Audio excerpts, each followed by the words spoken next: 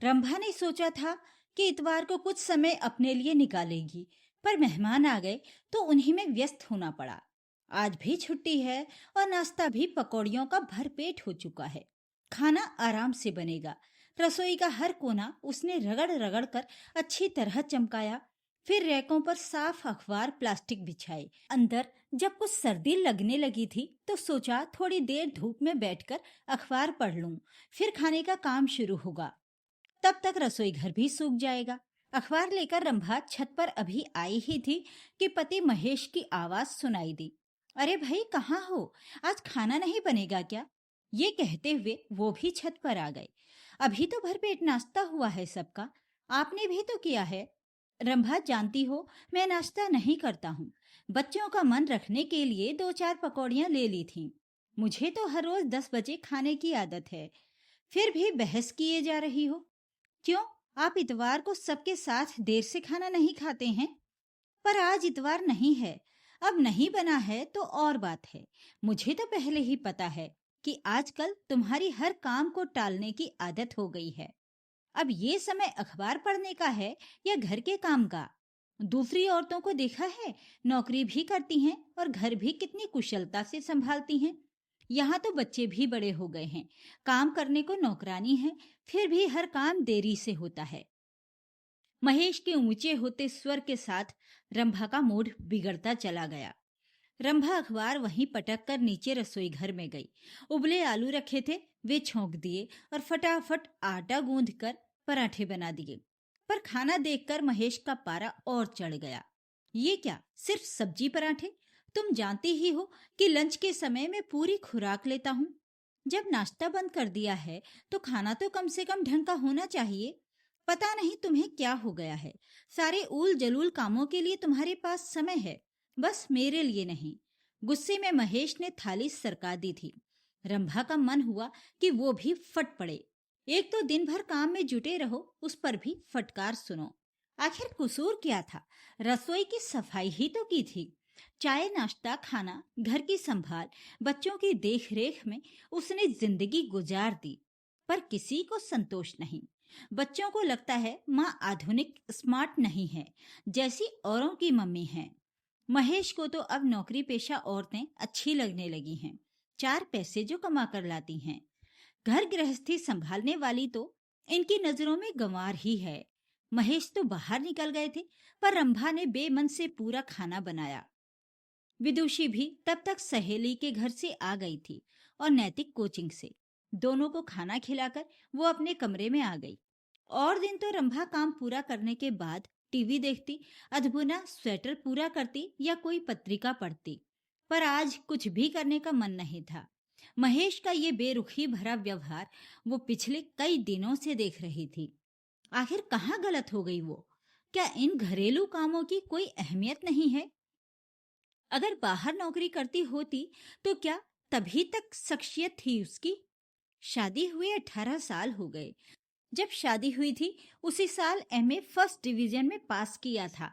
चाहती तो तभी नौकरी कर सकती थी, इच्छा भी थी। पर उस समय तो ससुराल वालों को नौकरी करती हुई बहू पसंद नहीं थी। महेश भी तब यही कहते थे कि बच्चों को अच्छे संस्कार दो, उनकी पढ़ाई में मदद करो, घर संभाल लो, यही बहुत है मेरे लिए। उसने सब कुछ तो उन्हीं की इच्छा अनुसार किया था। देवर की शादी हो गई, देवरानी आ गई, तब भी सास ससुर उसी के पास रहे। बड़ी बहू हम लोगों का जितना ध्यान रखती है, छोटी नहीं रख पाती। माँ जी तो अक्सर कह देती थी, बच्चों को संभालना, बूढ़े सास ससुर की सेवा करना, घर गृहस्थी देखना, सब कुछ तो कुशलता से निभाया था उसने। फिर ससुर जी की मौत के बाद ये सोचकर माँ जी का ख्याल वो और भी रखने लगी थी कि कहीं इन्हें अकेलापन महसूस ना हो। पर अब क्या हो गया? ठीक है, बच्चे अब बड़े हो गए हैं, उन्हें अब उसकी उतनी जरूरत नहीं रही है। माँ जी ने भी अपने आप को सत्संग भजन पूजन में व्यस्त कर लिया है। महेश का प्रमोशन हुआ है, तब से उनकी भी जिम्मेदारियां बढ़ गई हैं। मकान का लोन लिया है तो खर्चे भी बढ़ गए हैं। बच्चों की भारी पढ़ाई है, फिर विदुषी की शादी भी 4-5 साल में करनी है।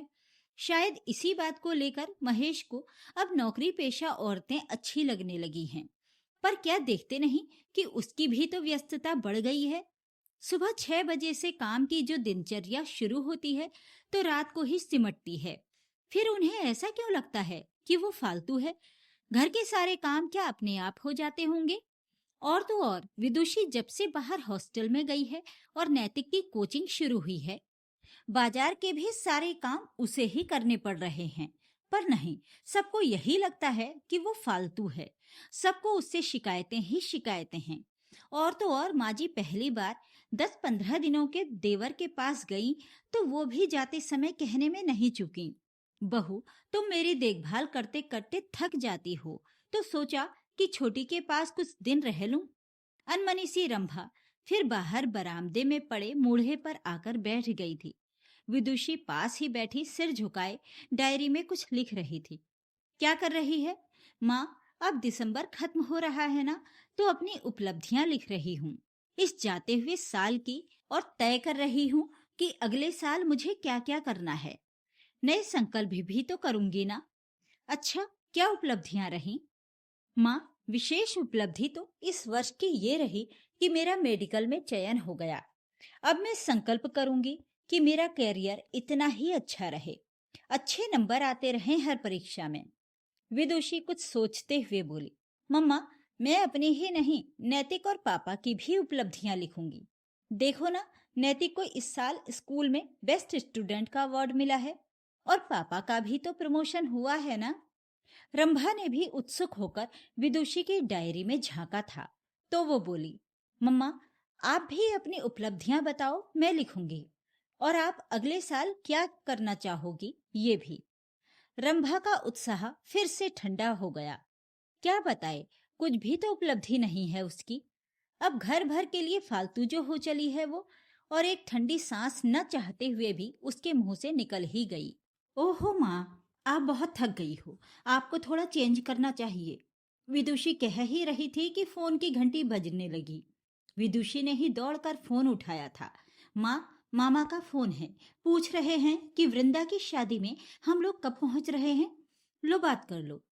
हाँ भैया, अभी तो कुछ तय नहीं हुआ है। बात यह है कि इन्हें तो फुर्सत है नहीं, क्योंकि बैंक की क्लोजिंग चल रही है। नैतिक के अगले ही हफ्ते बोर्ड के इम्तिहान हैं। पर तू तो आ सकती है। रंभा क्या जवाब दे यही सोच ही रही थी कि विदुषी ने आकर दोबारा फोन ले लिया और बोली, मामा, हम लोग भले ही ना आ पाए पर मम्मी जरूर आएंगी। और विदुषी ने फोन रख दिया था।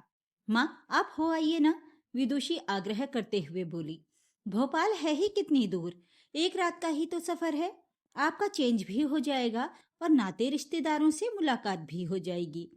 और फिर दोनों मौसियां भी तो आ रही हैं।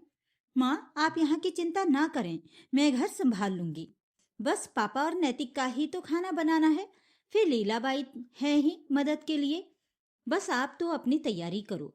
जाने का ख्याल तो अच्छा लगा था रंभा को भी, पर महेश क्या तैयार हो पाएंगे? रंभा अभी भी असमंजस में ही थी, पर विदुषी ने महेश जी को राजी कर लिया था। फटाफट दूसरे दिन का ही आरक्षण भी हो गया और विदुषी ने माँ की सारी तैयारी करवा दी। शादी की गहमा गहमी में रंभा को भी अच्छा लगा था। रात रात भर जागकर बहनों में गपशप होती रहती। सब रिश्तेदारों के समाचार मिले। भैया ने बेटी की शादी खूब धूमधाम से की थी। रंभा के भोपाल जाने के अगले ही दिन सुबह घर का माहौल अजीब सा था। हर रोज 6 बजे उठने वाली रंभा तो थी नहीं, इसलिए सब जैसे अपने आप ही सुस्त से पड़े थे। महेश ने आंखें खोली तो देखा कि चाय तो दूर, किचन की लाइट भी बंद थी। उन्होंने बेटी को आवाज लगाई, विदुषी, चाय बनाओगी? नींद में डूबी विदुषी ने करवट बदलते हुए कहा, पापा, आज संडे है, थोड़ी देर सो लेने दीजिए। हार कर महेश अनमने से उठे और खुद ही रसोई में चले गए। दूध उबालते उबालते फोन चेक किया तो बैंक के ऑफिस ग्रुप में पहले ही मैसेज और रिपोर्ट्स आ चुकी थी। चाय ओवरफ्लो हुई और गैस पर गिरकर फैल गई। महेश ने झुंझलाकर चूल्हा बंद किया और कप में चाय डाली। चाय कड़वी और बेस्वाद थी, पर पीनी ही पड़ी। नाश्ता बनाने की बारी आई तो आलू छीलने से लेकर आटा गूंधने तक हर काम में अटकते गए। लीलाबाई रोज की तरह आई तो बोली, भाभी जी तो सब पहले तैयार करके रख देती थी, आज क्या बनाना है बताइए। महेश चुप रहे। विदुषी ने कहा, बन ही नहीं रहा कुछ, मैगी बना दो। मैगी जैसे तैसे बनी। लीला ने आलू के पराठे भी तैयार कर दिए, पर घर में खाने की प्लेटों की जगह चुप्पी खनक रही थी। अगले दिन नैतिक स्कूल जाने को निकला तो कहने लगा, मम्मी होती तो टिफिन तैयार होता। आजकल खाली बिस्किट से ही काम चलाना पड़ रहा है। शाम को कोचिंग से लौटा तो थका हारा बोला, मम्मी के जैसा कोई पूछता ही नहीं कि खाना खाया या नहीं। पढ़ाई में ध्यान नहीं लग रहा। उसी रात नैतिक सोते सोते रो पड़ा। विदुषी ने भाई को गले लगाकर कहा, हमने सोचा था मम्मी का काम आसान है, पर असल में घर तो उन्हीं पर चलता है। महेश जी भी थकी थकी आवाज में बोले, रंभा सही कहती थी, घर चलाना सबसे बड़ा काम है और मैंने कभी इसे काम समझा ही नहीं। तीसरे दिन घर किसी खाली मकान की तरह लगने लगा। रंभा के बिना रसोई की महक गायब थी, घर की रौनक गायब थी, वो हंसी गायब थी जो हर तनाव को हल्का कर देती थी। विदुषी अचानक बोली, पापा क्या आपको नहीं लगता कि हमने मम्मी को कभी समझा ही नहीं? महेश ने भारी आवाज में जवाब दिया, हाँ बेटा, मैंने बहुत गलत किया। उन्होंने खुद को हम सबके लिए खपा दिया और हम उन्हें फालतू कहते रहे। शायद इसीलिए भगवान ने ये समय दिखाया ताकि हम समझ सकें कि वो घर की जान हैं।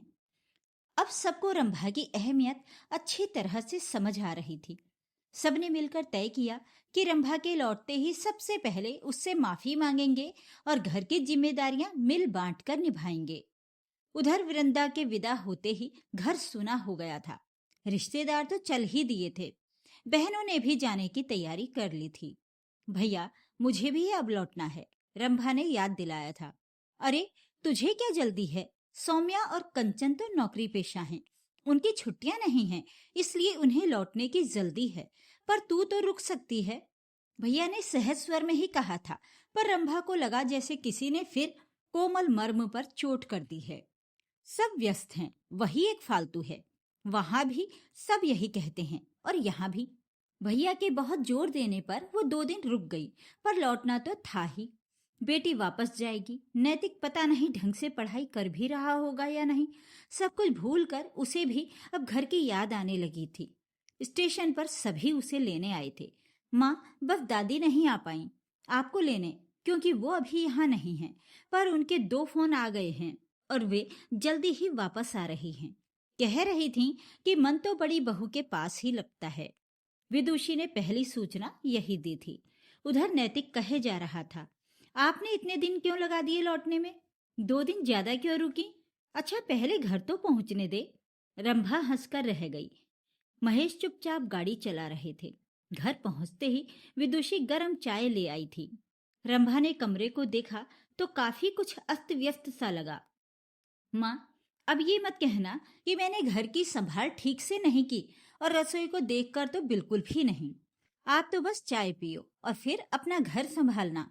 विदुषी ने माँ के आगे एक डायरी बढ़ाई तो वो बोली, ये क्या है माँ? आप तो अपनी इस साल की उपलब्धियां बता नहीं पाई थी, पर पापा ने खुद ही आपकी तरफ से ये डायरी पूरी कर दी। और पता है, सबसे ज्यादा उपलब्धियां आपकी ही हैं। लो मैं पढ़ूं? विदुषी उत्साह से पढ़ती जा रही थी। हम सबको बनाने में आपका ही योगदान रहा। मेरा मेडिकल में चयन हुआ आपकी ही बदौलत। मैं एक बार मेडिकल में असफल हो गई थी, तब आप ही थी जिन्होंने मुझे दोबारा परीक्षा के लिए प्रेरित किया। और नैतिक को स्कूल के बेस्ट स्टूडेंट का अवार्ड मिलना आपकी ही क्रेडिट है। सुबह जल्दी उठकर बेटे को तैयार करना, नाश्ते खाने से लेकर हर चीज का ध्यान रखना, उसका होमवर्क देखना, और तो और ये आपकी ही मेहनत और लगन थी कि पापा का प्रमोशन हुआ। पापा कह रहे थे कि जब कभी ऑफिस में किसी कारण से उन्हें लौटने में देर हो जाती तो आपने कभी शिकायत नहीं की, बल्कि उनकी गैर मौजूदगी में दादी को डॉक्टर के पास तक आप ही लेकर जाती रहीं। बस बस अब बस कर, रंभा ने विदुषी को टोका था। उधर महेश मंद मंद मुस्कुरा रहे थे। अब नया संकल्प हम सब लोगों का ये है कि तुम इसी तरह हम सबका ध्यान रखती रहो। महेश के कहते ही सब हंस पड़े थे। उधर रंभा को लग रहा था कि एक घना कोहरा जो कुछ दिनों से मन पर छा गया था, अचानक हटने लगा है। आज उसे वो प्यार, सम्मान और अपनापन मिला जिसकी वो बरसों से इंतजार कर रही थी। उसके कदम रखते ही लगा जैसे सूने घर में फिर से उजाला भर गया हो। कभी कभी किसी की सच्ची कीमत तब समझ आती है जब वो कुछ देर के लिए घर से दूर हो जाए। और रंभा के लौटने पर सभी को एहसास हुआ, घर दीवारों से नहीं, एक औरत की अनथक मेहनत, प्यार और त्याग से चलता है।